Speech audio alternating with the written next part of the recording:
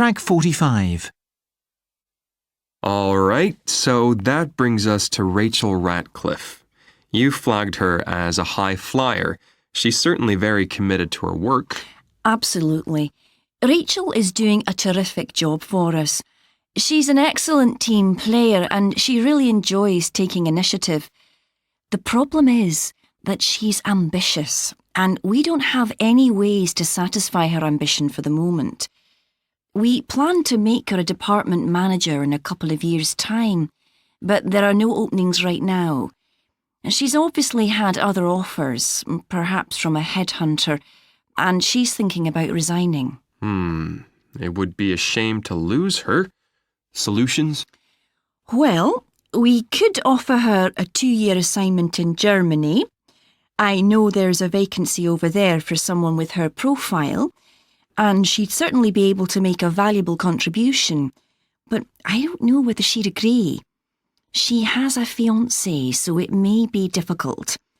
Another possibility would be to send her on an MBA course and start preparing her for senior management. You really think she's that good? Potential MBA? Well, let me think about that one. I'll come back to you in a couple of days. Okay. By the way, how is young Paul Stevens getting on? I believe he had a problem with his manager? Yes, that's right. He was working to very strict deadlines and just needed a break. I'm working closely with him now and everything's fine. He's back on the high flyers list. He has strong negotiating skills and I think he'll be an excellent engineer. Good. Okay then. Let's move on to Michael Deagle. He's a new hire too, isn't he? Yes. Michael's been with us almost a year now, and we've marked him as a concern because he's not really delivering the goods. He arrived with a fantastic resume, lots of skills and some good experience, but he's consistently underperformed. He just isn't able to manage the workload. Any idea why? Well, I'm not too sure. Some people in the department feel that it's a problem of motivation. He doesn't like Seattle and he wants to move east.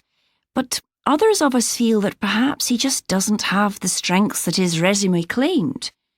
At the moment, he seems to have more weaknesses than strengths. So what do we do? Give him an official warning? Tell him we'll fire him if he doesn't deliver?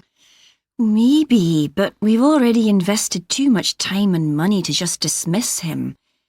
How about offering him an easier position in Chicago? Something that won't be so difficult. If he realises that the job here in Seattle is too much for him, perhaps he'd be more motivated to perform at his real level. Moving to Chicago would be a good way to save face. Yes, that's not a bad idea. Could you liaise with his manager and see what's available in Chicago or Boston, then come back to me? Okay. Good. Now then, we come to our old friend Shane Garney, Mr. Wannabe himself. Is he still on the high flyers list? Not really. He's more of a concern now. He certainly has the skills, but he's getting greedy.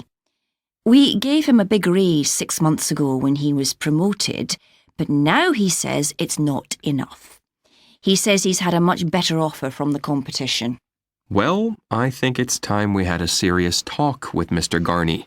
He needs to understand that, although we appreciate ambition, our corporate policy is to reward achievement, not potential.